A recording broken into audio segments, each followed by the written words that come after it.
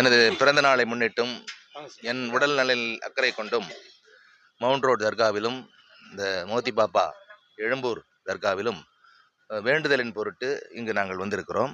இதை ஏற்பாடு செய்தவர் சையத் கனி என்ற என்னுடைய நண்பர். ஒரு பாரதிய ஜனதா கட்சியில் ஒரு பொறுப்பில் இருக்கின்றார். இந்த தர்காவிலே அவர் வேண்டுதல் நிச்சயமாக நிறைவேறும் என்ற நம்பிக்கையுடன் வந்திருக்கிறார். நாங்கள் எல்லோரும் இதை ஏற்றுக்கொண்டு இன்று வந்திருக்கிறோம். நிறைய ஏழை எளியோருக்கு உணவுகள் வழங்குவதாக அறிவித்து உணவுகள் வழங்கி கொண்டிருக்கிறோம். இந்த நிகழ்வு எதை குறிக்கிறது என்று சொன்னால், பாரதிய ஜனதா கட்சியிலே ஒரு இஸ்லாமியர் இங்குள்ள அனைத்து மக்களுடன் நன்றாக பழகி ஜாதி மத பேதமின்றி செயல்படுகிறார் என்று சொன்னால், அதற்கு பாரதிய ஜனதா கட்சி எந்த விதமான தடையும் செய்யவில்லை என்று அதன் பொருள். அவர் சுதந்திரமாக இங்கு செயல்பட்டு கொண்டிருக்கிறார். மதத்திற்கு எதிரான கட்சி என்ற தவறான பிரச்சாரத்தை ஒழித்து இன்று எல்லோர் மத்தியிலுமே அவர் ஒரு சிறந்த ஒரு அரசியல்வாதியாகவும் சிறந்த ஒரு பாரதிய ஜனதா கட்சியினுடைய உறுப்பினராகவும் எடுத்துக்காட்டாக விளங்கி கொண்டிருக்கிறார். அவருடைய செயல்பாடுகள் நிச்சயமாக நல்ல விதத்திலே முடியும் என்று நம்பிக்கையுடன் வாழ்த்துகிறேன். நன்றி, வணக்கம்.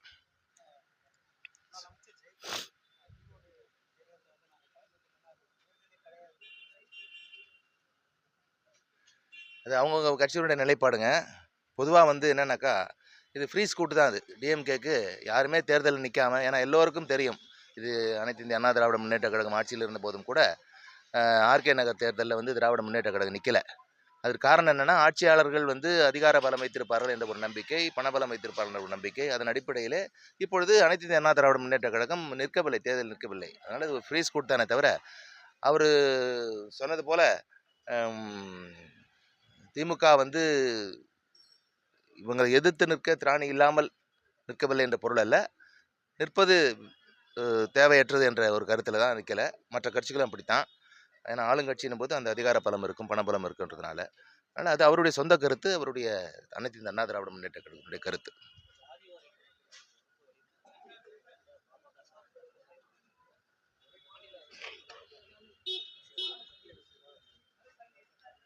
இல்லை, மாநில அரசு நிச்சயமாக அந்தந்த மாநிலத்தில் ஜாதிவாரி கணக்கெடுப்பை அவர்கள் தான் தொடர்ந்து நடத்த வேண்டும். மத்திய அரசு முதல்ல இருந்தே அதுக்கு அழுத்தம் கொடுத்துட்டு தான் இருக்குது. மத்திய அரசு எங்கெல்லாம் ஆளுகின்றதோ அந்தந்த மாநிலத்தில் அதற்கான வேலைகளை செய்து கொண்டிருக்கிறார்கள்.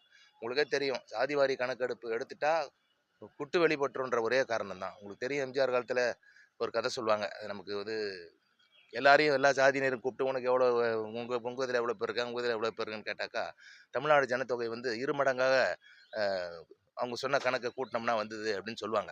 அதனால் ஒவ்வொருத்தரும் தவறாக என்னுடைய ஜாதியினுடைய பலம் இவ்வளோ, ஒரு